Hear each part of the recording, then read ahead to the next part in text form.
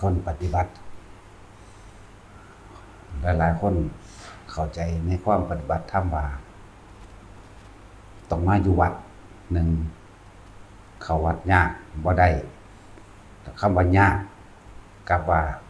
ปล่อยว่างบ่ทันได้ไปบ่ทันได้ดอกจังซี่อันนี้สิได้ยินมากที่สุดได้ยินมากแล้วก็ส่วนเรื่องความกังวลของคนที่ว่าอยากมาอยู่หังกังวลเรื่องศีลบางทีก็ว่ากินเหล้าอยู่ย่านเฮ็ดบ่ได้บางคนก็ฆ่าสัตว์อยู่หรืออาชีพต่างๆในการค้าขายสัตว์นะค้าขายสัตว์บ่ว่าสิเป็นปลาเป็นไก่เป็นกบและหลายๆอย่างที่เป็นสัตว์นั่นแหละก็มีอยู่นี่คือสิให้แนวทางเพื่อให้เกิดกำลังใจในการฝึกหัดปฏิบัตินะให้กำลังใจให้ทางออกให้ความเห็น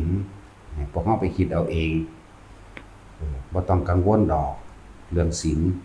เรื่องอาชีพบางอย่างนะถ้าเฮาเข้าใจคำว่าเวลาใดเมื่อไหร่ที่เฮาบ่คิดถึงเรื่องสิขายเป็ดขายไก่ขายเนื้อขายหมูขายงัวควายหรืออีหยังที่เกี่ยวกับสัตว์กังวลในการหาอยู่ให้กินปูปลามื้อนี้ขณะใดที่เราไม่คิดถึงความกังวลนั้นก็เกิดขึ้นบ่ได้ที่มันเกิดขึ้นได้เพราะว่าเฮาไปคิดถึงเฮาดึงมันเข้ามาเองคือเฮาไปดึงมันเข้ามาเองได้นี่ก็เลยเฮ็ดให้เกิดกังวลย้านบาปบ่มาละหังบาปครับเพราะมันสิวนคิดแต่สิหาแนวขายคิดแต่สิหากำไรคิดถึงแต่เฉพาะลูกค้าอันนั้นอันนี้ราคาเท่านั้นที่มันสิคิดจังซั่นแต่ว่าถ้าเฮารู้จักเข้าใจวิธีมันแล้วก็คือรู้จักว่าคำว่าการทำสมาธินี่บ่แม่นว่าต้องไปนั่งบ่แม่นต้องไปนั่งหลับตาบ่ต้องนั้นว่าไปเดินจงกรมหลีกเลี่ยงออกจากผู้คนดอกถ้าเฮาเข้าใจวิธีการแล้วให้มาฝึกเอาคำว่าสมาธินี่แปลว่าจิตตั้งมั่นในความสงบอันเป็นอุเบกขาซึ่งอาศัยฐานแห่งการที่ตั้งแห่งจิตก็คือกายเฮาเองหมายถึงลมหายใจเข้าออกมั่งหมายถึงจุดอุณาโลมนิ่มนวลกลางคิ้วกลางหน้าผากมั่งบางที่ก็ขึ้นเป็นนวลๆเนิบๆนาบๆบนหัวมั่งบางที่ก็คือมาระหว่างตำกลางอกมั่งที่นี่คำว่าสงบนี่คำว่าสมาธินี่คำว่าทำบุญนี่คำว่าภาวนานี่คำว่ากรรมฐานนี่ก็คือความรู้สึกที่แต่บ่ทันได้เป็นถ้าอุณาโลมบ่ทันได้เกิดบ่ทันรู้จักหรือว่าจับอาการปิติหรือความรู้สึกตัวบ่ทันได้เป็นจังซี่ก็ให้อยู่กับลมหายใจก่อนฉะนั้นจึงบอกว่าให้แต่ละคนนั่นมาฝึกเอาถ้าเฮาฝึกเฮาเข้าใจวิธีการแนวทางมันแล้วคำว่าสงบคำว่าสมาธิคำว่ากรรมฐานคำว่าภาวนาคำว่าทำบุญอันเกิดจากการภาวนานี่อยู่ณสถานที่ใดก็ช่างความสงบสามารถเกิดขึ้นได้เบิดเพราะว่าเฮาบ่ไปคิดถึงเรื่องอื่นๆเฮาสิคิดถึงเฉพาะลมหายใจเฮาเองเฉพาะลมหายใจผู้ท่านเป็นก็ฝึกก่อนผู้เป็นแล้วเฮาสิคิดถึงหรือทำความรู้สึกตัวอยู่ในระหว่างกลางหน้าผากนิ่มๆนุ่มๆเลยว่าทรงฌานเจริญฌานด้วยอานาปานสติเฮาเริ่มต้นด้วยลมหายใจแล้วเฮาก็มาจับจุดเอาในความรู้สึกตัวสงบท่ามกลางเสียงอึกกระทึกคึกโครมสงบท่ามกลางความวุ่นวายของสิ่งแวดล้อมที่อยู่ในข้างเฮาสงบท่ามกลางแต่เฮาเฮ็ดไปแล้วสิฮู้จักเองดอกว่าเสียงจกจักอยู่นั่นมันอยู่เฉพาะมันเฮาบ่ดึงเข้ามาเฮาก็เลยอยู่ในเครื่องอยู่ของเฮาเองเรื่อนแห่งใจก็ว่าอยู่ในความตั้งมั่นก็ว่าอยู่ในฐานที่ตั้งแห่งจิตก็ว่าจิตสงบตั้งมั่นดีแล้วก็ว่าหมายถึงความหมายเดียวกันคำว่าก็ว่านี่นะ สงบท่ามกลางเสียงอึกทึกคึกโครมเวลาเฮาไปตลาดคลองถมตลาดสดหรือตลาดหยังก็แล้วแต่เถอะแต่เฮารู้จักวิธีการวิธีทำมันแล้วเป็นแล้วนั่นแหละคือทุกย่างก้าวทุกสถานที่ทุกอาชีพทุกการงานทุกการไปทุกการอยู่ล้วนแล้วแต่เป็นการปฏิบัติธรรมไปในโตทั้งหมดล้วนแล้วแต่เป็นการทำกรรมฐานล้วนแล้วแต่เป็นการภาวนาล้วนแล้วแต่เป็นการทำสมาธิล้วนแล้วแต่เป็นการสร้างบุญให้ตนเองทางเบิดนี่บัดนี้เอามารวบให้เกิดความเข้าใจอีกอย่างนึงว่าทรงอารมณ์มันเป็นกุศลจงทำจิตให้ขาวรอบปลอดจากอกุศลทั้งปวงแล้วทำจิตให้ตั้งมั่นอยู่ในกายนี่ก็แม่นนี่บัดนี้เอาสุภาษิตว่าสัพพปาปัสสะกนังกุศลสูปสัมปทาสัจจิตะปริโยทัปปนังเอตังพุทธานาสาสนังเฮาสิบ่ไปคิดถึงคำว่าอกุศลเดี๋ยวก็สร้างคนนั้นหักคนนี้คิดถึงเรื่องนั้นเรื่องนี้เดี๋ยวก็พอใจมั่งบ่พอใจมั่งนี่เรียกว่าอกุศลทั้งหมดถ้าว่าพอใจก็พอใจโลกนั่นแหละบ่แม่นพอใจธรรมดอกจักก็ล่ะเอิ้นว่าอกุศลทีนี้เฮามาฝึกไปแล้วจักคำว่าสมาธิแปลว่าจิตตั้งมั่นตั้งตรงไหนแล้วตั้งตรงฐานที่ตั้งแห่งจิตอยู่ในกายอยู่ในเวทนาอยู่ในจิตเวทนากายเวทนาจิตนั่นแหละหูจักดีแล้ววันนี้ฝึกเป็นแล้วแม้นเจ้าสิมีอาชีพหยังก็สร้างเวลาใดขณะใดครู่ใดที่เฮาบ่ไปคิดถึงคนนั้นคนนี้หรือแหล่งที่ไปเอาของมาขายไปรับกบบ่รับปลาบ่ไปรับกุ้งรับหอยบ่รับไก่รับเป็ดรับเนื้อหมูเนื้องัวเนื้อควายขาสัตว์หยังก็แล้วแต่เถอะเวลาใดที่เฮาบ่คิดถึงเวลานั้นก็เป็นบุญแล้วสงบปราศจากอกุศลเฮาบ่คิดแต่ว่าทั้งที่เฮาไปเข้าใจบ่นี่จิตเจตนามันเป็นตัวกรรมความคิดโดยเจตนาคิดโดยตั้งใจคิดแบบนั้นแบบนี้ที่นี่แต่เฮารู้จักวิธีมันแล้วจึงบอกว่าทุกคนมาฝึกเป็นเครื่องช่วยเหลือตัวเองแน่มาฝึกเป็นที่พึ่งของตนเองแน่อย่าอยู่ตะกับสิ่งอื่นหลายคำว่าอยู่หมายถึงคิดถึงแล้วมีอารมณ์พอใจบ้างบ่พอใจบ้างนั่นแหละคืออยู่กับความรู้สึกอันจิตวิธีตั้งคือบุคคลที่เฮาคิดถึงอีนั่นอีนี่บักนั่นบักนี่ลูกหลานเล่นหล่อนหยังก็แล้วแต่สัตว์เลี้ยงต่างๆสิมันสิซ้อซายไปทั้งพอใจแต่พอใจในเรื่องโลกก็มันก็เป็นพอใจในความโลภนั่นแหละเดี๋ยวก็ความโกรธก็เกิดขึ้นด้วยกันล่ะก็คือคิดไปคิดมากก็มีเรื่องบ่พอใจเกิดขึ้นบัดนี้เฮามาฝึกภาวนาอันนี้เป็นแล้วทรงฌานเป็นแล้วเจริญฌานเป็นแล้วเฮาเลยบ่ค่อยคิดแต่ว่าเฮามาฝึกตนเองเลยอยู่เฉพาะลมหายใจมั่งอยู่กับอุณโลมมั่งอยู่กับความรู้สึกตัวมั่งเจ้าสิมีอาชีพการงานใดก็ช่างเถอะบัดนั่นแหละนี่คือให้กำลังใจสำหรับคนที่ท้อแท้สำหรับคนที่ท้อสำหรับคนที่คิดยากเรื่องศีลคิดยากเรื่องปล่อยวางพันใดคิดยากเรื่องยากรู้จักบ่คิดยากเรื่องยากโอ้ยยากไปบ่ได้ดอกแล้วสละเวลามาเบิ่งดิมันบ่พอมือหรอกนะภาษาฝึกของสำนีหนึ่งเพื่อตัวเองนั่นแหละ ฝึกปล่อยว่างสมั่งเลยคำว่าปล่อยว่างก็คือเฮาบ่ไปคิดในความอยากใดอยากดีอยากมีอยากเป็นโดยอาศัยชีวิตผู้อื่นมาเป็นเครื่องบำรุงบำเรอเลี้ยงตัณหาอุปทานแห่งตนชีวิตผู้อื่นหมายถึงเฮาค้าขายเป็ดเฮาก็อาศัยเป็ดนั่นแหละเฮาก็อาศัยไก่นั่นแหละอาศัยปลาอาศัยปูอาศัยกุ้งอาศัยหอยอาศัยอันอื่นๆมาล่อเลี้ยงอารมณ์ตัวเองนั่นแหละจังบอกว่ากลืนกินอารมณ์กลืนกินจนชินแนบเนียนสนิทจนบ่รู้จักว่าสิหาทางออกทางใดแต่เฮามาฝึกอันนี้แล้วบัดนี้เฮาลองกลืนกินอารมณ์อันเป็นอุเบกขาลงเบิ่งดูอันเป็นความสงบเบิ่งดู แต่เฮาสิฮู้ว่าปฏิบัติธรรมบ่ได้เป็นของยากสำหรับผู้ปฏิบัติในหยาบๆก็มาเฮ็ดลงเบิ่งซะก่อนเมื่อหยาบหรือก้าวแรกบ่มีก้าวสองมันสิมาจากไสแต่เฮาคอยเฮ็ดไปของเฮาเองเรื่อยๆแล้วในหยาบมันก็ค่อยๆเคลื่อนขึ้นไปสู่คำว่าปานกลางจนถึงละเอียดคำว่าละเอียดสละตัวเองออกมาละเอียดสุดคือหมู่ภิกษุสงฆ์สามเณรนี่แหละสละออกมาบวชพวกเมซี่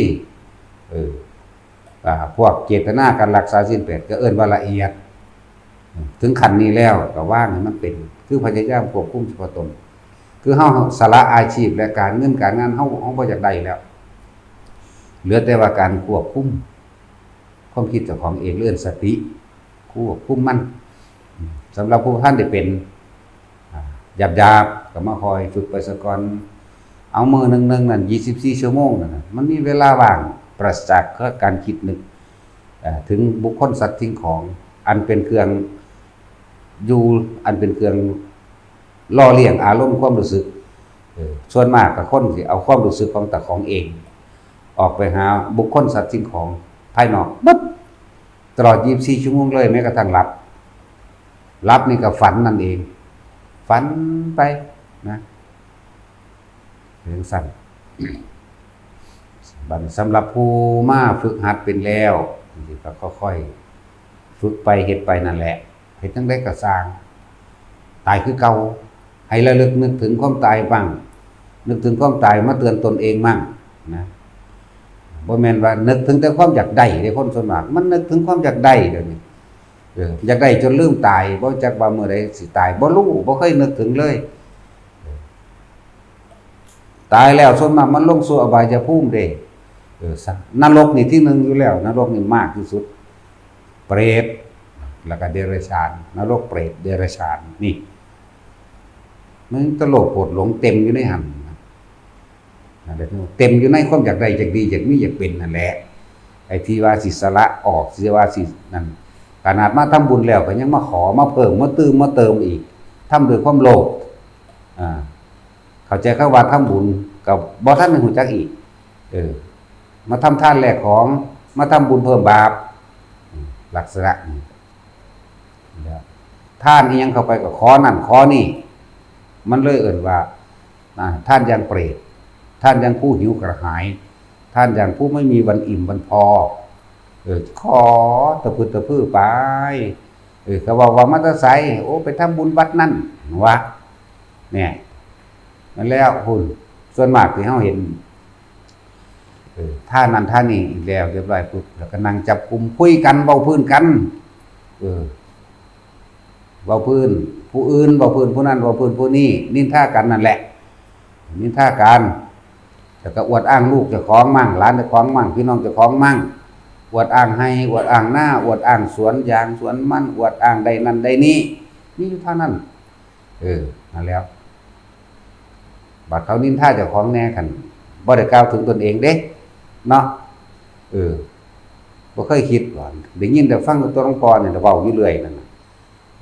คนไม่นินทาผู้อื่นไม่มีในโลกจะเข้าข้างเจ้าของหลายบุคคลไม่ถูกนินทาไม่มีในโลกนัตตินินทาอนันติโตเอาเข้าข้างของได้นั่นน่ะหลงขนาดแต่ว่าตัวเองบ่เคยนินทาผู้อื่นมันบ่คิดพอเนาะแต่นี้เฮาต้องสุภาษิตใหม่คนไม่นินทาผู้อื่นไม่มีในโลกอย่าว่าตั้งแต่บุคคลไม่ถูกนินทาไม่มีในโลกหลายจะเข้าข้างบ่แต่ของดีหลายนี่แหละแต่ว่ามาวัดมาทางท่านนั่นท่านนี่คือไม่จังหันจังสิหรือใส่บาตรส่วนมากถ้าว่ามาวัดก็เป็นแบบนี้2คน3คนคุยกันอุ้มอิ่มไปล่ะไปถึงมองที่บ่มีภาวนาก็นำไปนำกันเลยเด้โวกเวกไปนำกันเนาะภิกษุสงฆ์ก็บ่ได้ฝึกหัดภาวนาบ่รู้จักอีหยังบ่จักระเบียบบ่จักวินัยบ่จังใดคนบ่นั่นน่ะแบ่งเป็นพรรคเป็นพวก2เรา3เราไปซั่นล่ะอยู่นี่บ่ได้มีเด้แวกขึ้นมาก็ไล่หนีโลดเด้บ่ได้สอนไปเด้ นั่นแล้วบ่ได้ให้มาเพิ่มเด้คืออยู่บ้านมันก็เต็มที่ของมันแล้วแหละ 100% อยู่แล้วบัดนี้มาเพิ่มเอาอยู่วัดนี่หังหนักกว่าเก่าเด้200%ได้ว่าธรรมดาเด้มาเพิ่มเอาอยู่วัดเพิ่มหยังเพิ่มกิเลสเพิ่มตัณหาเพิ่มความอิจฉาริษยามันจะว่าล่ะนั่นแหละแต่ละคนแต่สิ่งทั้งหลายเรานี่เอาปัดตกไปอกุศลกรรมเก่าทั้งหลายที่พวกเฮาเฮ็ดมาแล้วถ้าพวกเฮาคิดถึงมันก็เหมือนกับว่ากระทำในปัจจุบันนี่เด้ต้องคิดเบิ่งเด้อเคยผิดกันไว้5 ปีพุ่นคิดถึงได้โมโหขึ้นยามนั้นเด้เคยทะเลาะเบาะแว้งกันเคยเสียเปรียบเคยหยังก็ว่าเถอะส่วนมากก็ว่าแต่เจ้าของเสียเปรียบว่าแต่ผู้อื่นเอาเปรียบเจ้าของนั่นแหละแต่ว่าบ่เคยว่าเจ้าของเอาเปรียบผู้อื่นเนาะเหมือนกันแหละบ่ได้คิดถึงได้ว่าเจ้าของเกิดมาเคยนินทาผู้อื่นเนาะบัดนี้มีแต่เว้าเรื่องเสียเปรียบตีหน้าเสาเราความเท็จบางทีนะมันจะเป็นจังซั่นอีหลีเด้อนั่นแหละแต่ว่าเมื่อกรรมเก่าหรืออกุศลกรรมเก่าส่วนมากมันทั้งเบิดนี่แหละอกุศลกรรมเก่าทั้งนั้นแหละแต่เฮาบ่คิดถึงมันก็เหมือนกับว่าถูกลืมไปแล้วมันก็เหมือนกับว่ามันบ่มีเหมือนกับว่าเฮาบ่ได้เฮ็ดมานั่นแหละจึงบอกว่ามาสร้างความคิดใหม่ซะมาเริ่มต้นใหม่เริ่มต้นโดยการคิดถึงสิ่งที่มันเป็นกุศลในปัจจุบันคือการมาฝึกหัดมาภาวนามาปฏิบัติธรรมนี่ปฏิบัติธรรมคนส่วนมากเข้าใจเป็นรูปแบบต้องใส่ชุดขาวต้องถือศีลต้องเดินจงกรมต้องภาวนาต้องเป็นเวลาต้องนั้นตรงนี้มันยังไกลอยู่ปฏิบัติเพื่อที่จะดูจิตใจตัวเองตามความจริงว่าพวกเขามีการใส่ชีวิตแบบลุ่มหลงใส่ชีวิตแบบมีสติอยู่ใส่ชีวิตหรือคิดพูดทำตามความเป็นจริงหรือไม่ถ้าบ่มาฟังบ่รู้เรื่องเด้แนวมันเพิ่นสิเปรียบเทียบแยกๆให้ฟังเรื่องว่าปฏิบัติธรรมคือความจริงของทุกชีวิต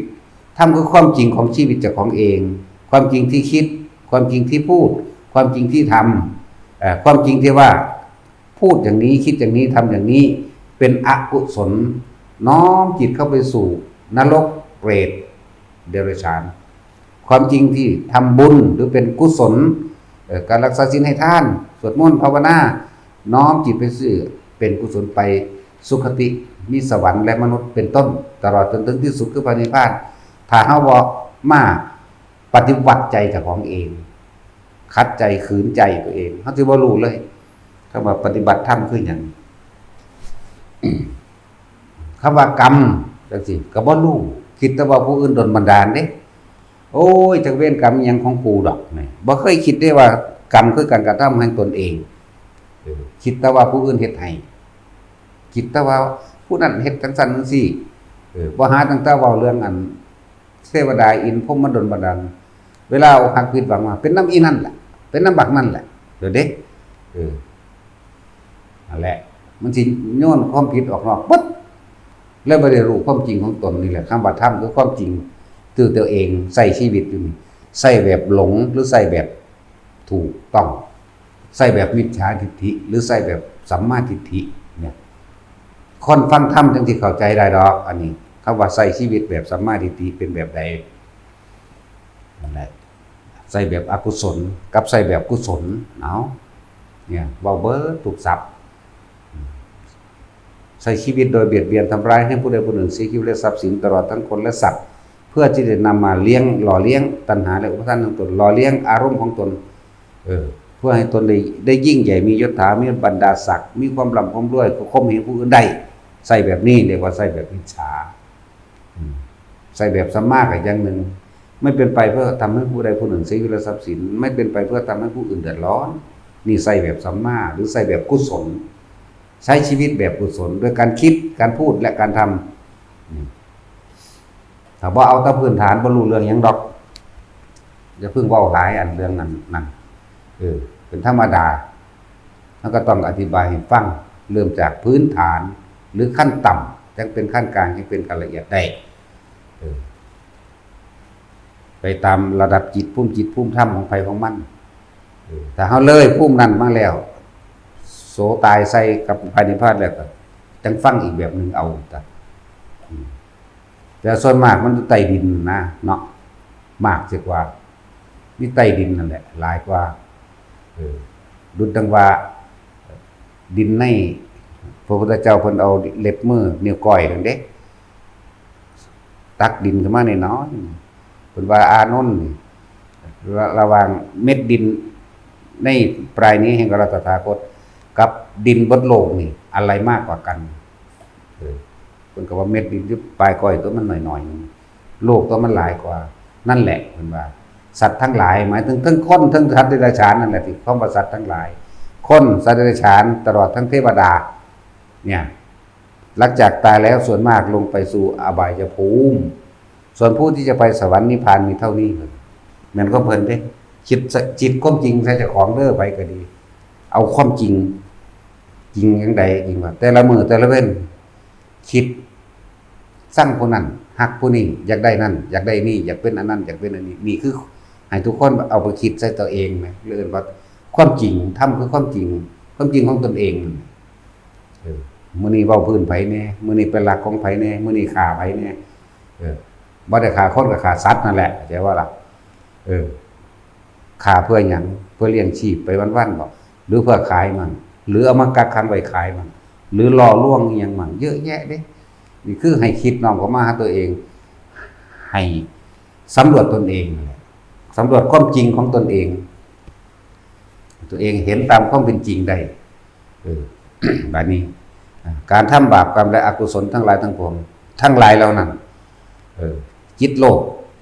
ก็เลยฆ่ามั่งก็เลยลักมั่งโกหกมั่งกินเหล้า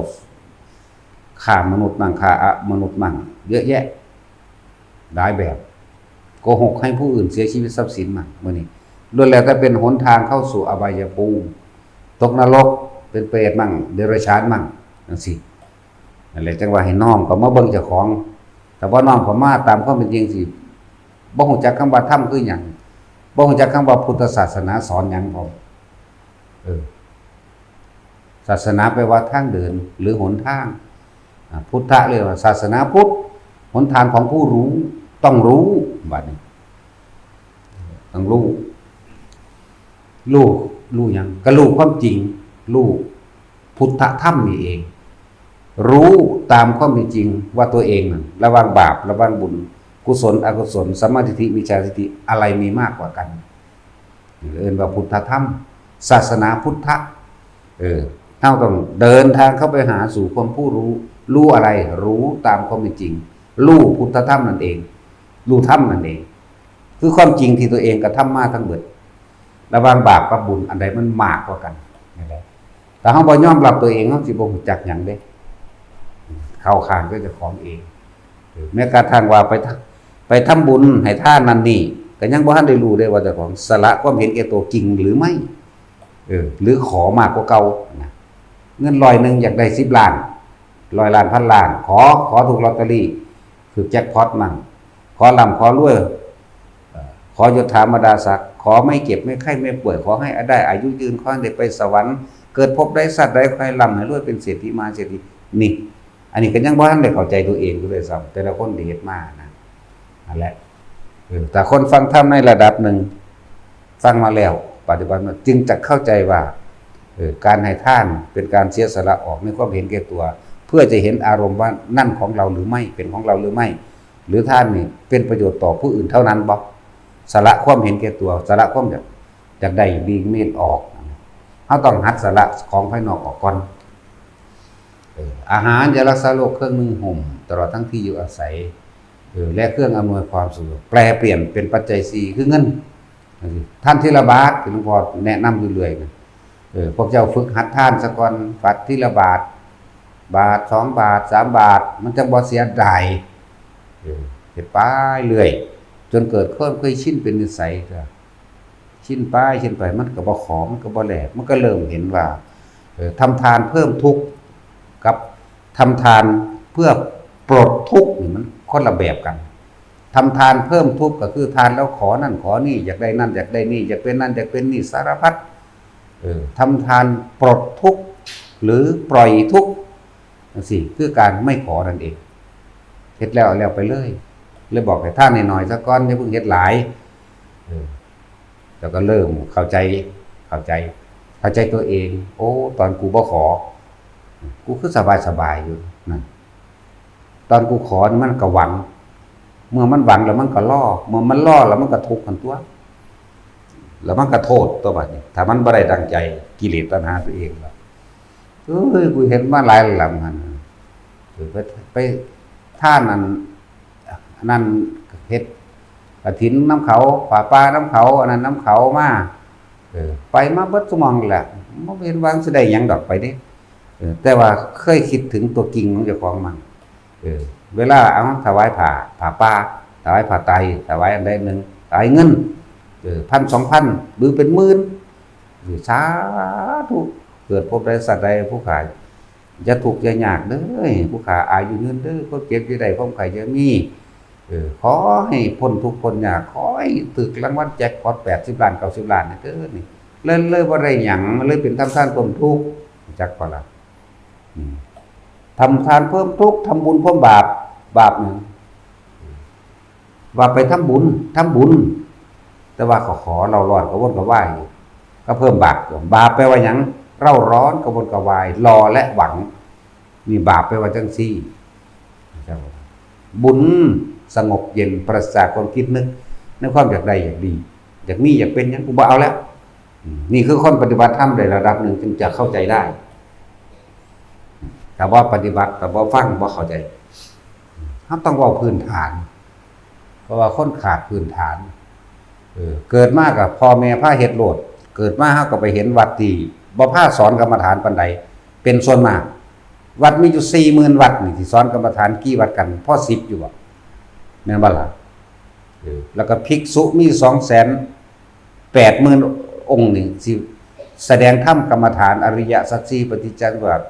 สติปัฏฐาน4โพธิปักขิยธรรมสิมีกี่วัดเด้อสิมีกี่องค์พร้อมและเฮาก็เลยเกิดมาชินกับสิ่งที่เคยเฮ็ดมาไปให้เพิ่นผูกแขนให้แหน่จังอยู่ดีมีแห้งให้เพิ่นเป่าหัวให้เด้อจังบ่เจ็บบ่ไข้บ่ป่วยอายุยืนนี่มันไปจังซี่นะส่วนมากมีของดีบ่อาจารย์จังซี่ของดีแปลว่าหยังในความหมายเขาของป้องกันปืน1ป้องกันตีบ่เข้าฟันบ่เข้าปืนฟันแทงนั่นนี่ป้องกันอุบัติเหตุโดยเอาวัตถุอันนั้นแหละมาป้องกันตัวเองบ่ล่ะหาผู้อื่นมาป้องกันเจ้าของแปลงสั่นเด้มีแนวขายของดีบ่ว่าเด้หมายถึงนั่งกวักมั่งนั่งกวักบ่ยังบ่บักขาดโลกสารอาหารนะกุมารทองบ่จังซั่นแหล้วคือบักไข่หรือกุมารทองหยังเพิ่นสินะอันนั้นบ่สิเรียกศัพท์เลี้ยงน้ำแดงอ่ะนะแต่ว่าแมงหยังดอกจังซี่แหล้วนั่นแหละแนวขายของดีเขาว่านี่แหละเพราะว่าถูกปลูกฝังหรือว่าสิ่งแวดล้อมทั้งหลายเจอแต่แนวจังซี่หลายๆเลยบ่อาจสามารถเข้าถึงพุทธธรรมได้เลยบ่รู้จักว่าศาสนาพุทธสอนหยังสิไปทางใดก็ไปขอพรจากพระพุทธรูปมั่งขอจากพระพุทธคตมั่งขอพระสงฆ์นั่นแหละขอจากพระสงฆ์มั่งเพราะนั้นผูกแขนให้แน่เป่าหัวให้แน่มีของดีบ่อันไปซ้ำตื้มสำเร็จนั่นบัดพวกกันมันขายของไสยศาสตร์จังซั่นอยู่แล้วเต็มเดริชานวิชาอยู่แล้วเอานี่เบี้ยแก้เอานี่อันนี้เด้อมาหาละรวยไม่เมตตามหานิยมเด้อทองวางสั่นทั้ง4เด้ออธิษฐานว่าขอไปตะพึตะพื้อเรื่องบ่ได้ความจริงใดๆเลยนั่นแล้ว 40,000 วัดนี่สิสอนจักวัดกรรมฐานพอ100 วัดด้วยกับ 40,000 เห็นบ่ล่ะบ่น่าถึงเด้บ่ถึงดอกนี่บอกให้ทุกคนเลือกเฟ้นเอาแน่เลือกสรรหาเอาแน่ ฟังหรืออะไรมีหมู่พวกแนะนำเอาตัววัดนั่นอาจารย์นั่นเพิ่นสอนแบบนั้นแบบนั้นแบบนั้นแนะนำกันไปบ่ล่ะอย่าไปกระทั่งผิดหลายไปอาบน้ำมนต์จังซี่มันจะอาบแล้วเป็นหยังถ้ามันอาบน้ำแล้วมันบริสุทธิ์ได้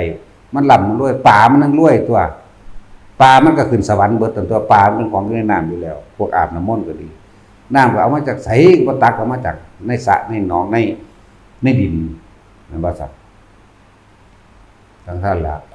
ถ้าว่าอาบน้ำมนต์มันเฮ็ดให้ร่ำให้รวยเฮ็ดให้บ่เก็บบ่ปวดบ่ป่วยเฮ็ดให้หายได้โอ้ยปลาก็บ่ตายล่ะปลาก็ทั้งบริสุทธิ์ล่ะของปลามันเกิดอยู่น้ำเลยแม่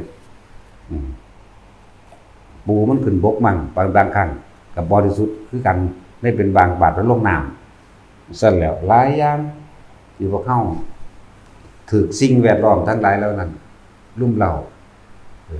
ยิ่งพวกภิกษุสงฆ์บวชเข้ามาแล้วมาหาเฮ็ดแนวจังซี่มันเป็นตะเสือถือเด้ว่าตะใส่ผ้าเข้าเฮ็ดหัวสั่นงอกๆแงกๆทั้งบวชโดนๆเฒ่าๆนั่น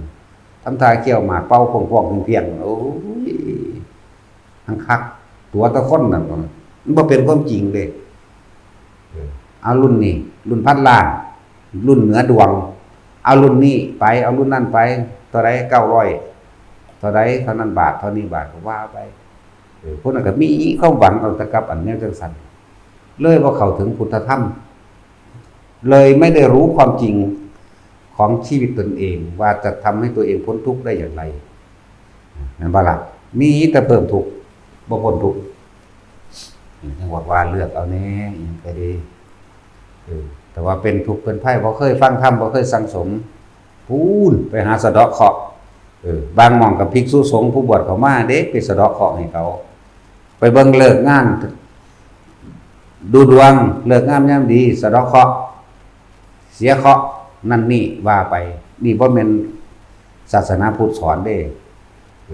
คนมันเข้ามาหากินในพุทธศาสนาซื่อๆเด้นั่นแหละบ่แม่นแต่หาเลิกงามยามดีให้คนแต่งงานกันก็เป็นอาบัติหอสังฆาทิเศษอยู่ยิ่งพากันเฮ็ดหยังพาบ่รู้เขาบ่ได้ศึกษาคือว่านั่นแหละเฮ็ดให้เจ้าของรวยเฮ็ดให้เจ้าของมีชื่อเสียงเฮ็ดให้เจ้าของเด่นดังพวกบอกหวยจังซี่เด้ซั่นจิตมันเป็นแบบใดคือบอกไปจังซั่นอยากเด่นอยากดังหวังลาภสักการะหวังคนมาเคารพศรัทธานี่โอ้ยมันผิดเบิดนั่นแหละเนี่ยเป็นปาจิตตีแปลว่ายังอกุศลให้เกิดในจิตทำให้จิตมันเศร้าหมองแต่ว่าบ่รู้ตัวเองว่าเศร้าหมองมันก็โกหกชัดๆมันสิไปไสสั่นมันว่าซั่นขี้ตัวเด้นั่นน่ะบอกว่าได้ถึกทุกครั้งไปเด้มันฟุกถ้าบาดมันถึกโอ้ยมันสมมุติว่าคนมา20-30คนบอกไปเรื่อยๆหางเทื่อไปถึกก็มีทั้งที่บอกบ่ถึกแต่ว่าพวกเป็นบ้านั่นไปแปลเอามันถึกก็มีเด้แล้วว่าเพิ่นดีนั่นแหละบ่มีในพุทธศาสนาสอนแนวนั้นเด้อบ่มีผู้รู้เพิ่นบ่เว้าได้แนวจังซั่นมันเพิ่นมีญาณตาทิพย์หูทิพย์รู้อนาคตรู้อดีตเพิ่นบ่เว้าได้แล้วบ่เว้าผู้บ่รู้ได้เพิ่นเว้าเพราะมันบ่รู้ว่ามันผิดมันบ่รู้ว่ามันกำลังทำลายตนเองสะเดาะเคราะห์บ่ผูกแขนบ่สักลายสักหวานลงหน้าท้องลงนั่นลงนี่ผิดปึ๊ดอย่างว่ามีแต่เป็นเครื่องหลอกลวงให้พวกเฮาหลงทางไปเบิดเด้อพากันพิจารณาให้ดีหลักคำสอนพระพุทธเจ้าหลักใหญ่คืออีหยังตนแลเป็นที่พึ่งของตนบ่แม่นบ่สิ่งทั้งหลายทั้งปวงหรือเหตุทั้งหลายที่ปวงของเฮาว่าสุขเฮาบ่ว่าทุกข์นี่ย่อมเกิดจากเหตุก็คือความคิดของเฮาเองเป็นต้นเหตุนี่ต่างหากเหตุคือตัวเฮาเองคิดเด้เหตุตุปัจจโยทั้งนั้นเด้ทุกสิ่งอย่างขึ้นจากเหตุปัจจัยคือการกระทำตามเหตุคือการคิดก่อนเหตุปัจจโยอารัมมณปัจจโยคนเฮาเฮ็ดไปตามอารมณ์ของเจ้าของได้อารัมมณปัจจโยน่ะอธิปฏิปัตตโยเป็นใหญ่เอาอารมณ์เป็นใหญ่เพราะเฮาบ่รู้ธรรมอนันตรปัจจโยมากมายมหาศาลในอารมณ์ตามนับบ่ได้อารมณ์เขารู้สึก อนันตรปัจจโยมากมายมหาศาลนั่นแหละบ่ได้เข้าใจเด้อว่าสิ่งทั้งหลายทั้งปวงเกิดจากเหตุเหตุปาเวปภาวะเยนะทุกสิ่งทุกอย่างเกิดจากเหตุคือการคิดของเฮาเองนั่นแหละเหตุธรรมานี่บ่รู้จักธรรมก็แปลว่าสิ่งทั้งหลายทั้งปวงนั่นแหละธรรมก็เลยธรรมานี่ทำลายทั้งปวงล้วนแล้วจากเกิดจากเหตุคือความจริงของเราที่ได้รับรู้อยู่นี่ที่ได้กระทบได้กระทั่งที่ได้รับทราบที่ได้รับผลต่างๆล้วนแล้วแต่เกิดจากการกระทำของตัวเองโดยจิตเจตนาสกรนี่แหละคือเหตุมันอยู่นี่ไม่ว่าสุขก็ดีไม่ว่าทุกข์ก็ดีหรือไม่สุขไม่ทุกข์ก็ดีนี่พระท่านพุทธบาว่ากุศลธรรมะกุศลธรรมะอภิจกตวธรรมานั่นแล้วสิ่งที่เป็นกุศลก็ให้เราเห็นเองมีผลไปทางสุคติสิ่งที่เป็นอกุศลมีผลไปทางทุกขติแล้วอันนั้นแล้วแต่พอฟังนั่นนี่สิบ่เข้าใจดอกว่าให้ทุกคนเอาน้อมเข้ามาแบบนึกถึงความจริงของตนเองกับชีวิตจริงประสบการณ์จริงของตัวเองสิ่งที่เคยกระทำมาแล้วน้อมเข้ามาแล้วเทียบตัวระวังบุญกับบาปทำบุญกับบาปตัวเองอะไรมีมากกว่ากันบุญกับบาปมียังมากกว่ากันกุศลและอกุศลอะไรมีมากกว่ากันความโกรธความเกลียดอันใดมีมากกว่ากันกับความว่างจิตกลางจิตเป็นกลางนั่นบ่ล่ะนั่นแหละจังว่าที่นี่ถ้าเฮาเข้าใจตัวเองดีแล้วหมายถึงรู้ความจริงนั้นตนเองแล้วว่าเฮาสร้างสมอกุศลมามากและยังทำอกุศลอยู่คือบางอาชีพบางอย่างค้าปลาขายปลาค้าเนื้อค้าอย่างต่างๆที่ผ่านมาแล้วเลยให้แนวทางให้ขอคิดแต่ละคนว่าคิดถึงความตายนี่เด้อสักวันหนึ่งเฮาต้องตายและความตายนี่บ่มีไผซอยไผได้เจ้าจะรวยเพียงใดก็ช่างเจ้าก็ตายเจ้าจะจนเพียงใดเจ้าก็ตายเฮ็ดจังได๋ก็ต้องตายตายแล้วว่าได้สิ้นสุดแค่ร่างกายตายจิตนี่บ่ตายสิ่งที่ตัวเองกระทำเอาไว้นั่นแหละมันสิเป็นไปตามความเคยชินที่ตัวเองคิดพูดและทำคนนึงว่าจิตสุดท้ายก่อนจะตายเฮาเคยชินกับเรื่องใดมันก็สิไปกับเรื่องนั้นเคยกระทำเรื่องใดชินถนัดคิดถึงเรื่องใดก็เกิดอารมณ์ความรู้สึกกับแบบใดตัวนั่นแหละมันสิเป็นตัวตัดสินตัวเองนั่นแหละเหตุก็คือตัวเองแหละเป็นผู้กระทำเองคิดขึ้นมาเองเกิดอารมณ์เองพูดเองทำเองเกิดความเคยชินคนชินเฮ็ดจังได๋กูสิมีเงินโอ้ยมันคือรวยแม่มึงแท้มึงเฮ็ดหยังเนาะสิสูญให้เขาเด้แต่ว่าสมมุติว่าไปในตอนนั้นป่วยอยู่ในคิดไปเรื่องนั้นเรื่องนี้หรือบ่ป่วยก็สร้างขับรถไปอยู่นี่คิดไปตั้งแต่อิจฉาริษยาเขามันคือรวยแต่มึงเฮ็ดแหมงได้ขายยาบ้าบ่มึงขายนั่นขายนี่บ่ลักมาปล้นมาบ่ขี่รถส้มกันตุ้มตายซ้ำไปนรกเลยเด้น่ะร่างกายนี่เขาก็เผาทิ้งเปลี่ยนรูปร่างใหม่ลงไปสู่มหาเวทีนรกอย่าคิดได้ว่ามันสิสุดแต่ว่าสิ่งที่บ่เห็นก็เลยบ่เชื่อผู้เชื่อก็เฮ็ดเอาผู้บ่เชื่อก็แล้วแต่ในเมื่อบอกมันสอนมันบ่ได้มันบ่สอนตัวเองเฮาเป็นเพียงบอกทางแต่ว่ามันบ่สอนตัวมันเองให้นรกสอนมันเองเดี๋ยวว่านรกสิสอนมันเองเปรตสิสอนมันเองเดรัจฉานสิสอนมันเองเวลามันไปเป็นมันจื้อได้ก็แล้วกันนะตกนรกมันจื้อได้ก็แล้วกันเป็นจังสิจื้อบ่ได้เป็นจังสิจำบ่ได้สิ่งตัวเองเคยกระทำจนชินทำบ่อยทำมากก็เกิดความเคยชินชินในอกุศลชินในบาปชินในมิจฉาแต่ว่าบ่ฮู้ว่ามิจฉาลักษณะนั้นพวกเฮาทำบุญมันชินในสัมมาเห็นบ่ล่ะชินในกุศลชินในบุญมันก็ไปทางบุญป่วยอยู่นี่หรือบ่ป่วยก็สร้างมื้อนี้สิไปถวายทานหมู่หั่นมื้อนี้ก็ได้รถชนกันตุ้มตายซ้ำไปสวรรค์อยากบ่ล่ะจังซั่นแหละสุว่าป่วยบัดนี้ป่วยก็ป่วยป่วยลูก ลูกเต่าเล้าล้านหุ่มคางหุ่มแอวเบิดทั้งคู่น่ะเอาคนรวยและคนเอาคนรวยคิดคิดไปเรื่องกิจการนั่นให้ผู้นั้นเด้อนี่ผู้นี้เด้อคิดไปเดี๋ยวเขาเดียวโอ้กูฮ้อนโอ้ยกูหนาวมึงมาเบิ่งกูเถอะแม่บีบขากูแน่บีบแข้งกูแน่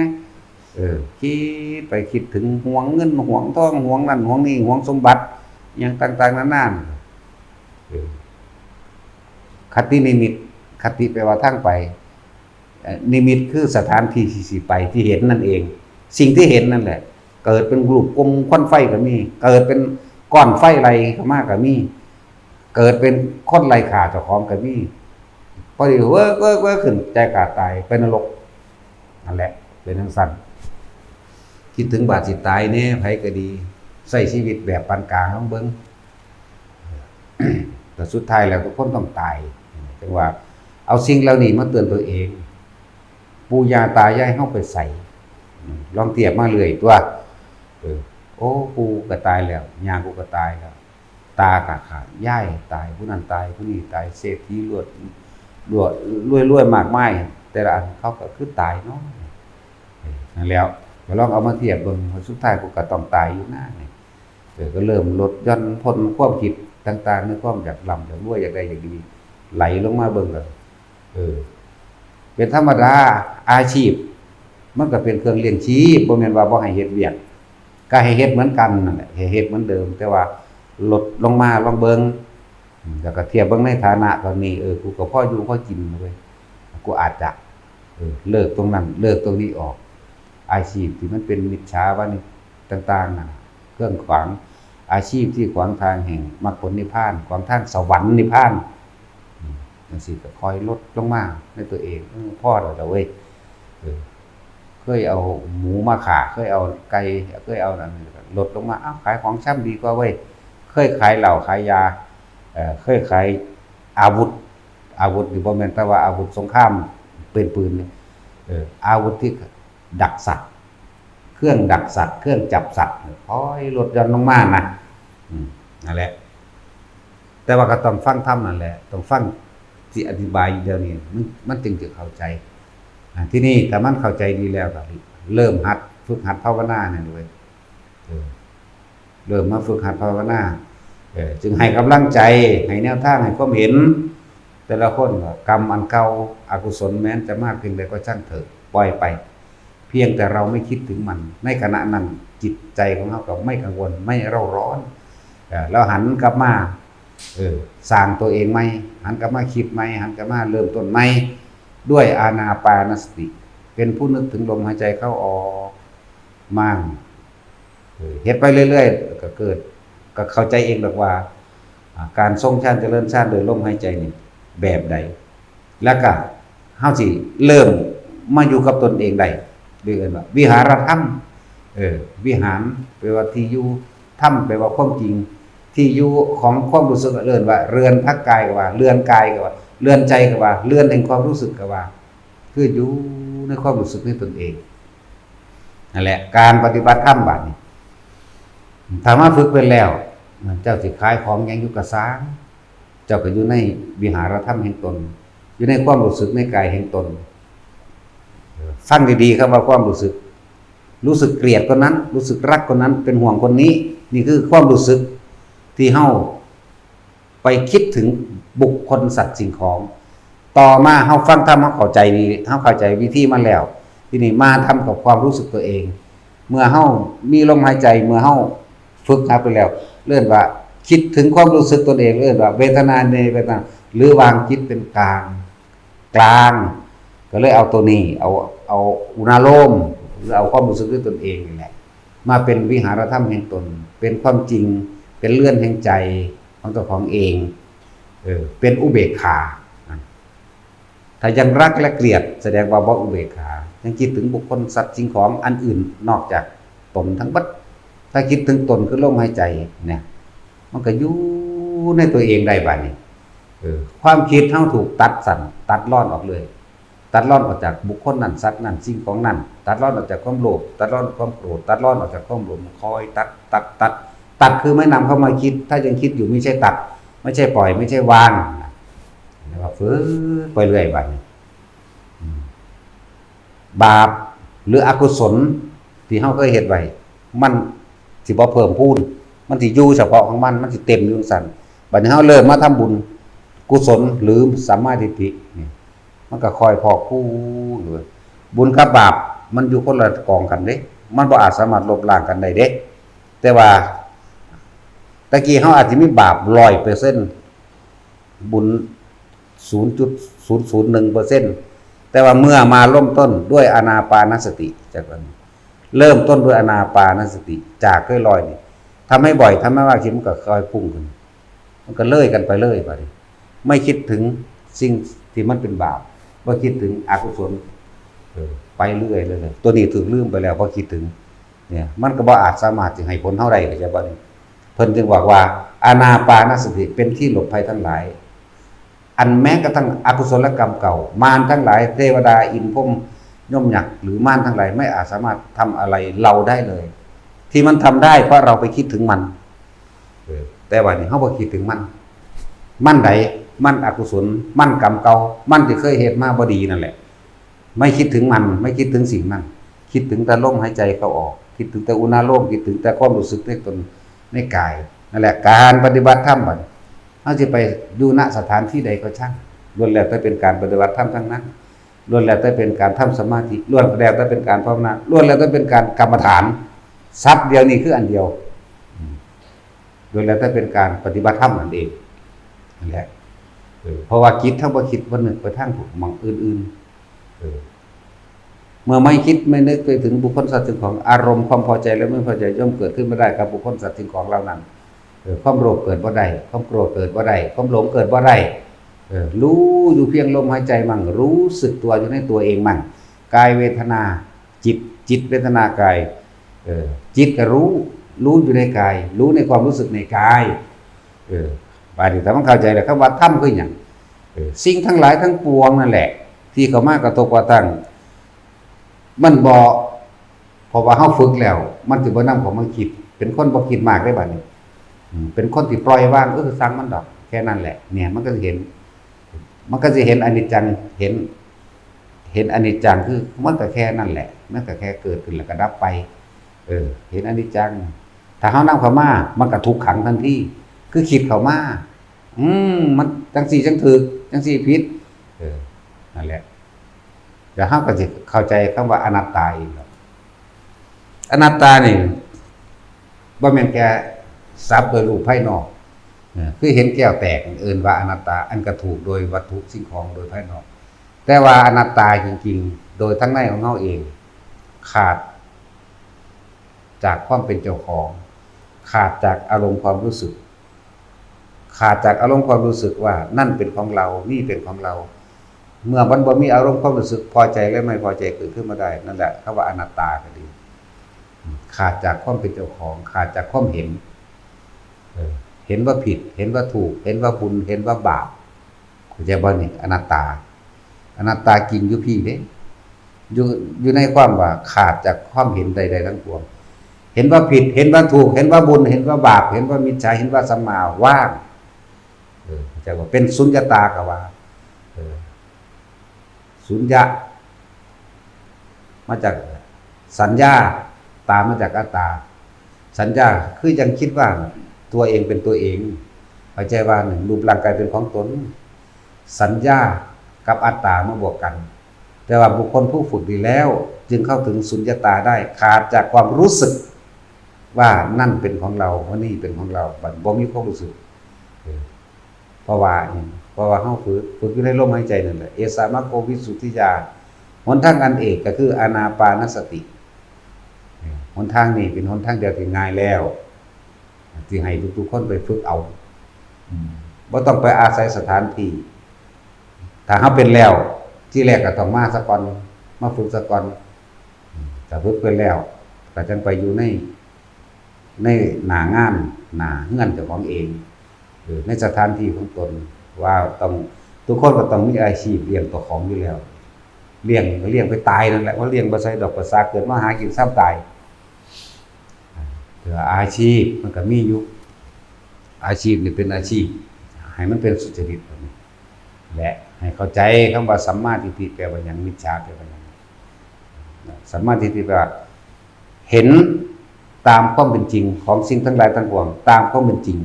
เห็นว่าสัตว์โลกเป็นไปตามกรรมเห็นว่าเกิดมาแล้วตายเกิดแล้วที่จะไม่แก่ไม่เจ็บไม่ตายไม่มีเห็นว่าทุกสิ่งทุกอย่างเสื่อมสลายโดยทั้งสิ้นเห็นว่าทุกอย่างเป็นอนิจจังเป็นทุกขังเป็นอนัตตาก็ว่าเห็นแล้วเห็นตามความเป็นจริงมีความเห็นตรงตามความจริงตรงจากสิ่งที่มันเป็นฤดูมะม่วงเมื่อเป็นเริ่มเป็นดอกเป็นหมากน้อยหมากอ่อนหมากแก่เริ่มสุกแล้วก็ขาดร่วนลงไปตกลงไปแล้วว่ามีพอได้เห็นมันก็เปื่อยสลายไปของมันเองแม้ชีวิตเราก็เช่นกันนี่คือเห็นตามความเป็นจริงแล้วสัมมาทิฏฐิสัมมาสังกัปโปดำรินี่แปลว่าคิดขึ้นในขณะนั้นคิดในขณะที่ตาเห็นหูได้ยินจมูกได้กลิ่นคิดก็คิดตามความจริงอันนั้นก็แค่นั้นแหละเกิดดับว่าไปสัมมาวาจาก็บอกความจริงอย่างเดียวแหละยังกระสร้างวัตถุวะบอกตามความเป็นจริงสัมมากัมมันโตกระทำสิ่งใดก็ช่างขอให้กระทำตามความเป็นจริงบริสุทธิ์ใจในการกระทำเหมือนสัมมาอาชีโวประกอบอาชีพสุจริตตามความจริงพร้อมเป็นอาชีพที่ไม่ขวางทางแห่งพระนิพพานบ่ขวางทางสวรรค์มรรคผลนิพพานสัมมาอาชีโวสัมมาวายโมมีความเพียรประกอบตามความเป็นจริงความเพียรชอบประกอบตามความจริง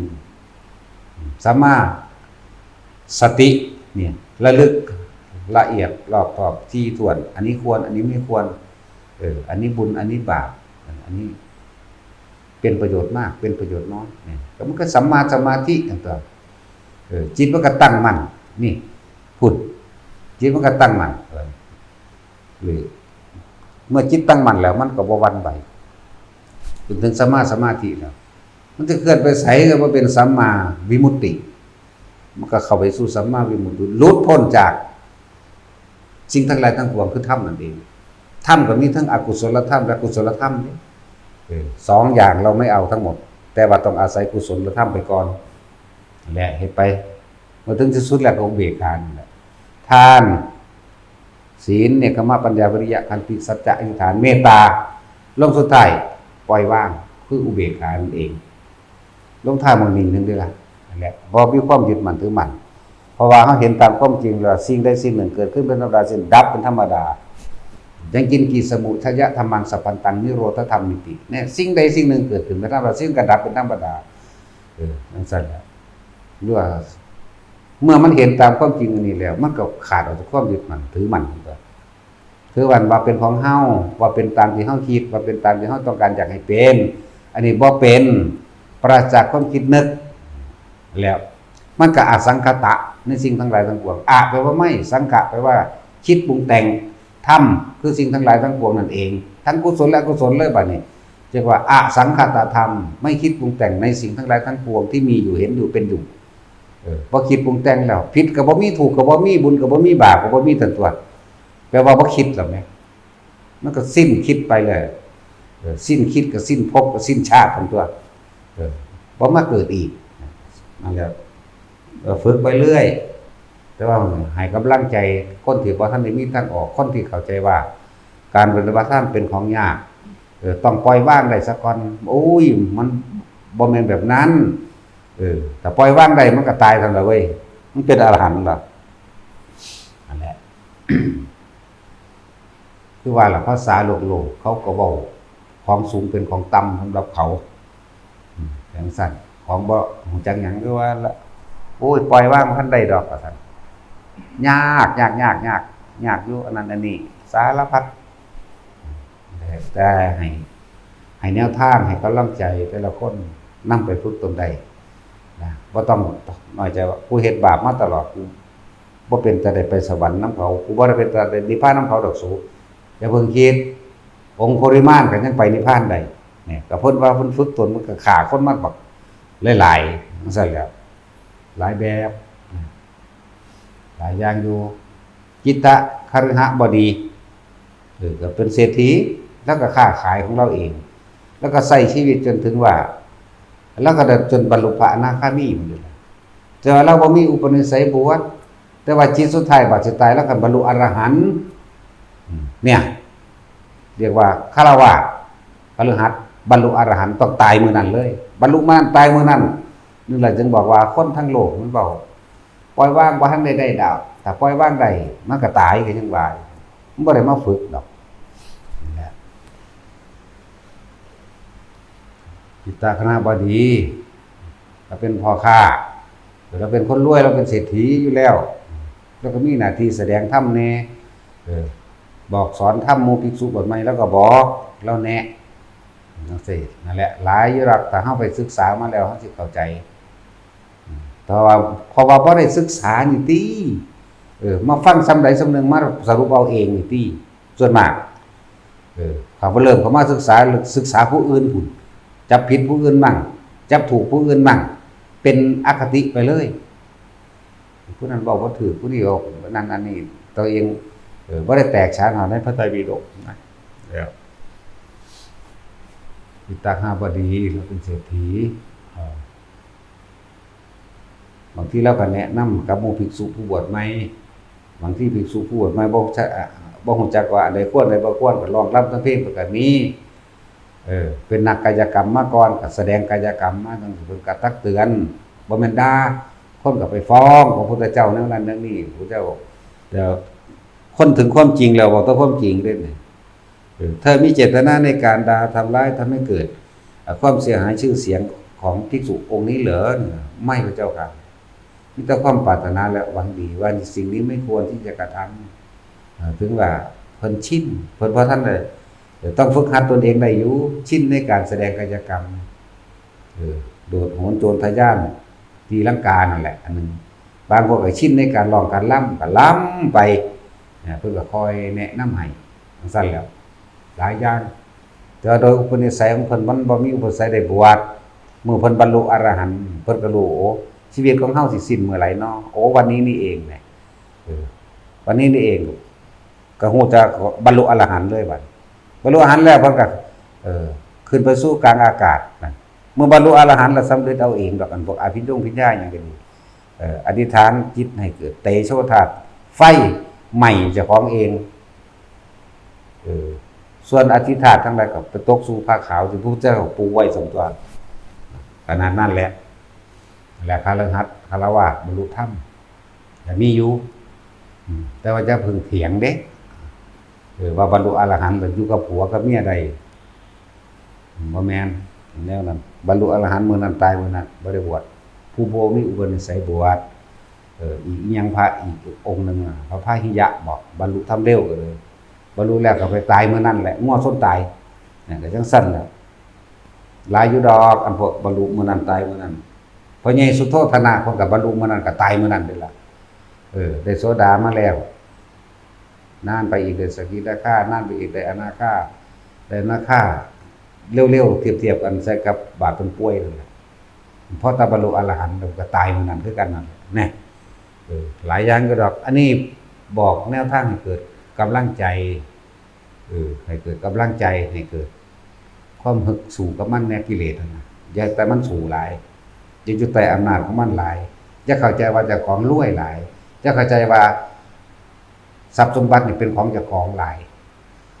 รถกูก็หลายคันเงินกูก็หลายล้านคิดว่าเจ้าของเป็นเจ้าของอันเงินและทรัพย์สมบัติจะทำอะไรสักมันบ่แม่นเด้นั่นเป็นทาสจากว่าล่ะรอเวลารับโทษ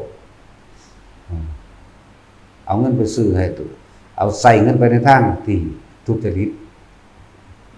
ทำกับผิดไม่ชอบประกอบโดยทำบ่เป็นไปตามความเป็นจริงนั่นแหละเป็นไปตามอกุศลธรรมเป็นไปตามอกุศลกรรมนั่นแหละว่าเจ้าเป็นทาสมันรอเวลารับโทษนะมันบอกว่าถ้าโทษนั้นตายแล้วเนี่ยมันโทษศาสตร์นี่ก็มีบางที่เขาไปจับได้เขาฆ่าเขาประหารเลยก็มีแล้วก็ลงไปโทษใหญ่อีกนั่นแหละสร้างเขามีโอกาสได้เปลี่ยนแปลงชีวิตเปลี่ยนแปลงความคิดเปลี่ยนแปลงความเห็นฝึกเอาสันตติอมาตย์ก็ฆ่าคนเป็นแสนดอกเพื่อยังสามารถบรรลุอรหันต์ได้ก็ตายเมื่อนั้นคือกันนั่นแหละตายเมื่อนั้นผู้หญิงก็คือการฆ่าผัวไปบวชกันอย่างนี้ทำแท้งหลายๆแล้วมาฝึกหัดปฏิบัติธรรมก็ได้อรหันต์คือการคือนั่งอัมพาปาลีจังซี่ ว้ายเว้าเรื่องทั้งแท้แล้วจักเราสิจื้อได้บ่ได้แล้ว ถ้าเว้าเรื่องผัวหลายเอ้าก็โสเภณีก็บ่ฮู้ว่าสิเอากับไผแน่แล้วผู้ใดมีเงินจ้างก็เอาได้เบิดแหน่จังซั่นก็มีโอกาสนี่คือให้กำลังใจแต่ละคนอย่าพากันท้อถอยนะความผิดพลาดเฮาว่าเฮาบ่รู้ล่ะถ้ามันรู้แล้วมันก็เปลี่ยนแปลงกับของเองก็จังซั่นล่ะเปลี่ยนแปลงได้โสเภณีตั้ง5ตั้ง6คนเด้ล่ะในสมัยพุทธกาลที่บรรลุเยอะแยะเลย โสเภณีอภาปารีผู้หนึ่งบรรลุอรหันต์เด้น่ะบัดสุดท้ายแล้วก็บรรลุอรหันต์นั่นแหละซั่นแล้วนางสิริมาบรรลุโสดาไปจังซั่นแล้วแต่มันยังบรรลุอยู่ไหมแล้วก็นั่งอิหยังล่ะหลายอยู่ชื่อซื่อว่าอะไรมันหลายโพดได้เยอะแยะทุกคนควรให้โอกาสตนเองบ่ให้ผู้อื่นโอกาสทุกสิ่งทุกอย่างเฮาต้องเป็นผู้นำเจ้าของเองโดยเอาความธรรมะนี่แหละผิดถูกประการใดศึกษาเอาในธรรมะนี่แหละอันใดเป็นมิจฉาอันใดเป็นสัมมาอันใดเป็นแบบใดก็ต้องศึกษาธรรมะฟังไปเรื่อยๆนั่นล่ะเว้ยส่วนทั้งหลายทั้งปวงที่บอกว่าขนาดว่าเฮามาทำบุญในพุทธศาสนาเข้ามาว่าในเหตุในวัดว่าแต่มันยังเป็นอาธรรมอย่างเยอะแยะมากมายมันยังเป็นเดรัจฉานตั้งเยอะแยะมากมายนั่นเป็นมิจฉาทิฏฐิคือความเห็นผิดจากความเป็นจริงมากมายเด้เวลาเลือกเฟ้นหาเอาฟังไปเรื่อยอย่าเพิ่งเชื่ออิหยังง่ายหลายไม่เอาคิดเอาง่ายๆก็ได้ทุกคนที่เคยทานมานี่ว่าเคยทำบุญมามากเวลาขอนั่นขอนี่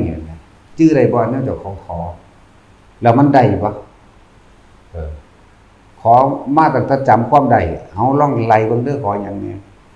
ขอรวยเป็นเศรษฐีบอกผู้ชายขอเป็นซุปเปอร์แมนมันก็มีได้เป็นซุปเปอร์แมนอยู่บ่ล่ะขอเป็นเทวดามันขอได้เมียหลายๆขอถูกหวยขอสารพัดขอบ่ให้เก็บให้ป่วยมื้อนี้ขอให้ผู้อื่นได้พร้อมคือลูกเต้าหลานหรือขอให้หมู่พวกได้บ่เนี่ยก็คิดเบิ่งตามความเป็นจริงตรงนี้ก็ได้ตัวโอ้มันบ่ได้มันบ่แม่นเด้เนาะเนี่ยทุกสิ่งทุกอย่างเกิดขึ้นจากเฮาเฮ็ดเองว่ามันก็เห็นความจริงได้ตัวแล้วนี่เอาง่ายๆเอาอันแนวทุกคนเฮ็ดมาแล้วตลอดเลยเฮ็ดมาแล้วบัดนี้ได้บ่ก็ลองคิดว่ามันได้บ่รู้บัดนี้ถ้ามันได้เสือแก้วเสือไปกองไว้ใส่ตตัณหาคือความอยากของเจ้าของเองมันก็บ่มีโลกให้กองไว้มันก็ทับข้อเจ้าของตายแล้วขอเป็นเจ้าของติขอเป็นปุ๊บทุกคนหอดหมาพุ่นแหมแม่ว่าล่ะแน่นี่คือความคิดถึงความจริงว่าอันใดหรือบ่ได้อย่าตะความหลอกลวงมาหลอกก็พอความบ่รู้ถ้ามันรู้แล้วก็เปลี่ยนแปลงตัวเองให้โอกาสตัวเองแน่ให้กำลังใจตัวเองแน่อ้าวเพิ่นก็เฮ็ดได้นะแหละหลายอย่างความผิดพลาดเก่ากรรมเก่าอกุศลกรรมเก่าแต่พยายามไปคิดถึงมันเมื่อได้ยินได้ฟังก็ฝึกหัดตนเอง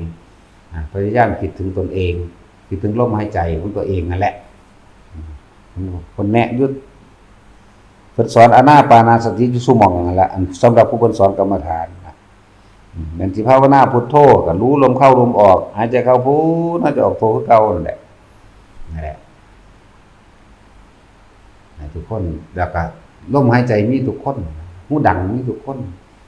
สติความคิดก็มีทุกคนเป็นของใครของมันอยู่แล้วความคิดที่บังคับกันบ่ได้ซั่นแต่ของก็บังคับตัวของเอาเองเฮ็ดได้เรื่อยหลายแบบหลายอย่างอยู่เอาบุคคลที่เคยผิดพลาดมาก่อนมาเป็นกำลังใจนำเอาองค์ปริมาณก็ยังบรรลุได้เว้ยสันตติอมาตย์ทั้งเป็นทหารตัวยังบรรลุได้เว้ยนั่งอัมพาปารีนั่งสิริมาเขาเป็นโสเภณีแท่งเล็กน้อยออกบักหลายๆตัวมันก็ยังบรรลุได้เว้ยผัวก็บักหลายก็ยังบรรลุได้เว้ยก็นำแล้วนั่นก็ขนาดนายพรานลายเนื้อฆ่าล่าสัตว์ที่แท้ๆก็ยังบรรลุได้เว้ยว่าไปแล้วผัวกับเมียเป็นโสดาบันผัวเป็นนายพรานอยู่นำกันได้เวลาก็เห็นต่างแต่ว่าบ่ได้บังคับกันเป็นความเห็นต่างแต่ว่าบังคับเมียนั่นผู้ผัวก็เข้าใจเมีย เออไปล่าสัตว์ได้เก้งได้กวางได้กระต่ายได้หนูได้นกตลอดทั้งป่าหมูป่ายังก็แล้วแต่ผัวก็ฮู้ว่าเมียบ่ฆ่าสัตว์กูฆ่าให้เท่านั้นแหละตายแล้วเมียจังเฮ็ดในมือหนึงเพราะว่าการซึมซาบกับผู้เป็นนักปราชญ์บัณฑิตหมายถึงผู้เมียเป็นนักปราชญ์บัณฑิตเป็นสัมมาทิฏฐิอยู่แล้วผู้ผัวเป็นนายพรานเป็นคนพรานพร้อมคำว่าพรานก็บ่แม่นว่าเป็นภาระลั่นผู้อื่นเพียงแต่หาอยู่หากินในครอบครัวบ่ไปละลั่นคนดอก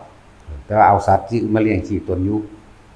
แหละมื้อนึงพระเจ้าเห็นแล้วก็เลยไปปล่อยสัตว์ที่ติดกับดักของเพิ่นเองนะปล่อยกวางน้อย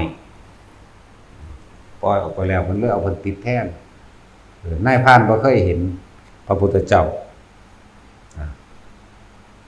ง้างธนูเพิ่นยิงเพิ่นตีเพราะว่าปล่อยสัตว์ไปแล้วบอกว่านายพรานตอนนี้เฮาปล่อยกวางน้อยที่ติดบ่วงเจ้าไปแล้วแลกชีวิตกันให้เอาชีวิตของเฮาไปแทนซะเพราะว่ากวางตัวนั้นปล่อยไปแล้วเพิ่นเว้าความจริงพร้อมเพิ่นเว้าสัจจะพระพุทธเจ้านายพรานโมโหยังไงที่ปล่อยกวางกูง้างธนูเพิ่นสิยิงเพิ่นอีกเพิ่นก็ห้ามธนูด้วยสัจจะเพิ่นนั่นเนื้อที่ติดบ่วงไปแล้วเราตถาคตได้ปล่อยไปแล้วเราตถาคตเอาชีวิตของเราแลกกับเนื้อที่ติดบ่วงด้วยสัจจะวาจานี้ขอรูปธนูจงอย่าแล่นมาออกจากแหล่งศรัทธาธนูอากาศที่ตุวิสัชเชตุนาทาสิ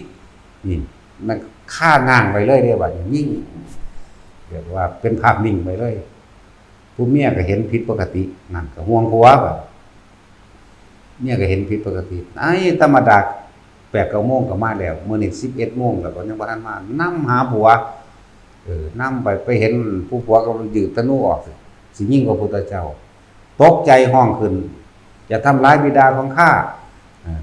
อันนั้นอย่าเฮ็ดพ่อคอยอย่าเฮ็ดพ่อข่อยภาษาบ้านเฮานั่นพ่อข่อยเด้นั่นพ่อข่อยเด้นั่นโดยความหมายคือพ่อโดยธรรมเรียกว่าท่านตกใจคือกันบ่เคยเห็นพ่อเฒ่าทั้งคนคิดทั้งโลกเป็นว่าล่ะเข้าใจว่าผู้นี้คือพ่อเฒ่าเด้บ่อู้ตายแล้วกูมาลูกสาวขึ้นซะน้อนี่ซั่นแล้วก็มาอธิบายให้กันฟังนี่เป็นพุทธบิดาแห่งเฮาได้รู้ธรรมสันสิกว่าไปวันนี้เพิ่นจึงบอกอาสัทธาธนูนั้นจงหย่อนลงเสียเถิดมันก็จังเอาลงได้จังเป็นปกติเพิ่นก็แสดงธรรมเอาไปมาที่บรรลุธรรมทั้งสองผัวเมียผู้ผัวกับบรรลุโสดาได้คือกันเลิกการฆ่าสัตว์ตั้งแต่เมื่อนั้นเลยศีลจึงเป็นเครื่องรองรับของพระอริยเจ้าทุกขั้นตอนเสมอกันศีลคือความคิดในการที่จะทำร้ายเบียดเบียนให้ผู้ใดผู้หนึ่งเสียชีวิตหรือทรัพย์สินตลอดทั้งคนและสัตว์บ่มีแล้วนั่นเลิกอาชีพนั้นเหลือแต่อาชีพหาของป่าหาเห็ดหาฟืนก็ได้แต่ว่ามันบ่จนกันแล้วกันนะคนที่ถึงถ้ำโสดาบันไปล่ะบ่จนบ่ทุกข์บ่ยากมีหลายอย่างที่เขามาส่งเสริมสนับสนุนหรือซอยเหลือนั่นแหละโดยที่บ่ต้องไปอ้อนวอนโดยบ่ต้องไปขอร้องกับไผขนาดตั้งแต่กี้หาสัตว์ขายยังบ่เฮ็ดให้ร่ำให้รวยได้แต่ว่าก็พอกินไปซื่อๆบ่ได้รวยทางเก่าเมื่อเลิกฆ่าสัตว์เมื่อเลิกสิ่งอย่างอื่นกลับมีชีวิตที่ดีขึ้นมีเงินมีทองร่ำรวยขึ้นมาเนี่ยมันแปลกประหลาดซั่นแหละหลายอย่างอยู่ดอกที่เฮาบ่ได้ศึกษาให้มันถึงจริงๆนะบ่ได้มา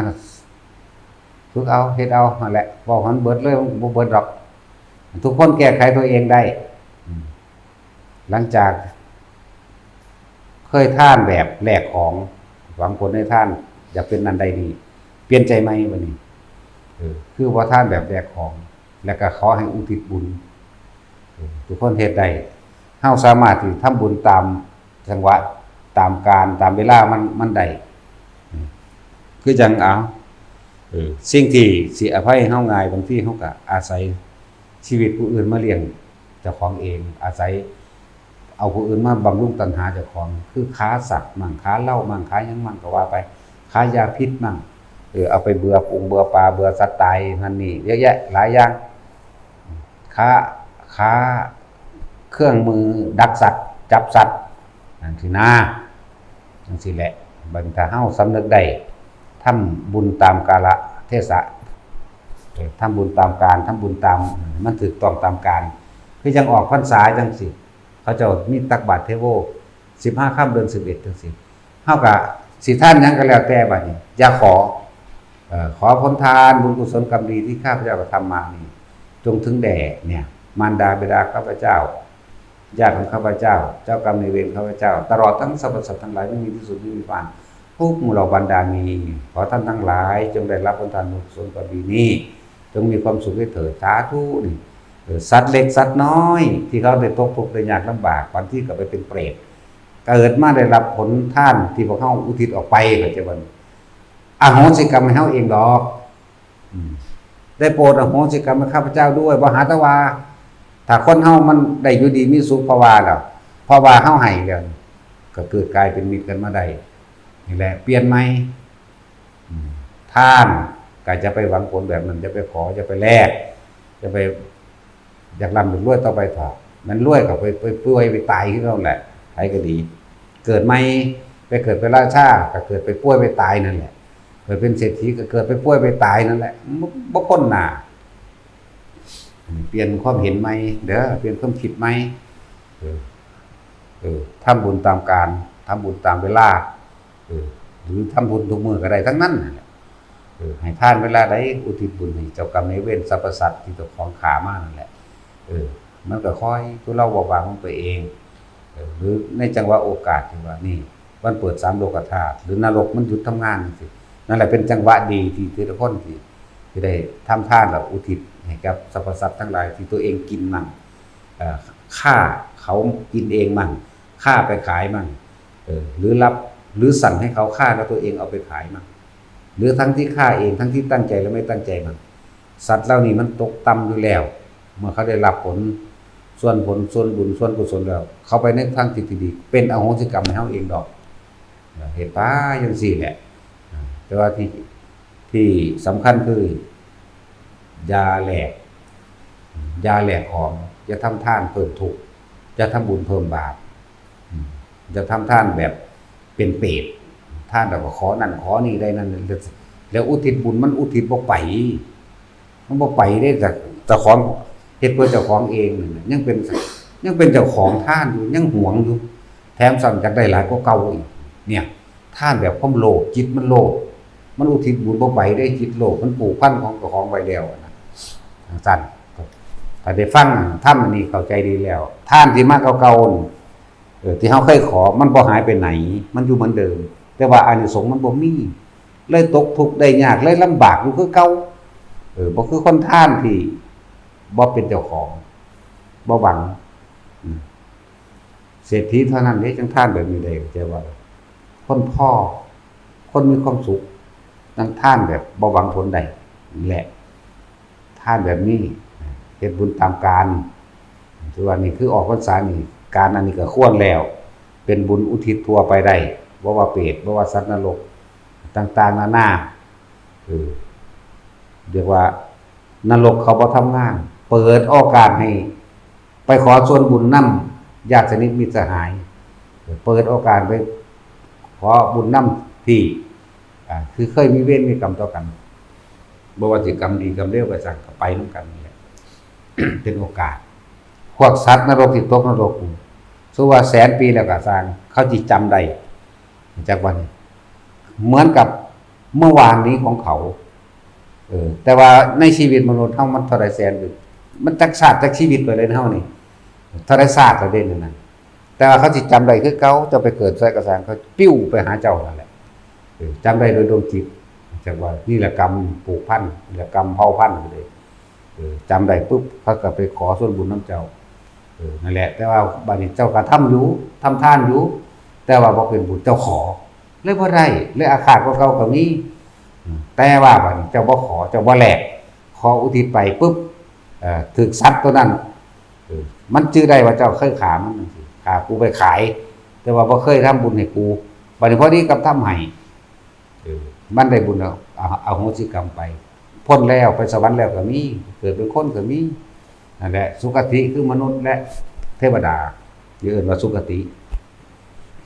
บัดนี้ก็เป็นหมู่เป็นพวกกันเองก็กลับมาซอยเฮาเองนี่แหละจังว่า มันมีโอกาสอยู่ในหลายๆมือวันโดยทั่วไปเลยอันนี้บ่ได้เน้นบ่ได้เจาะบ่ได้จงวันนรกเขาหยุดทำงานก็คืออย่างอันนี้แหละวันเสด็จลงจากดาวดึงส์มีเป็นอีกมื้อนึงการเวลานี่ก็เหมาะสมในการทำบุญอุทิศนะวันประสูติวันตรัสรู้วันปรินิพพานและวันจุติจิตนี่พวกนี้นรกเขาสิหยุดจากว่าล่ะนรกหยุดเปรตหยุดรวมแล้วก็คือนรกเหมือนกันนั่นแหละ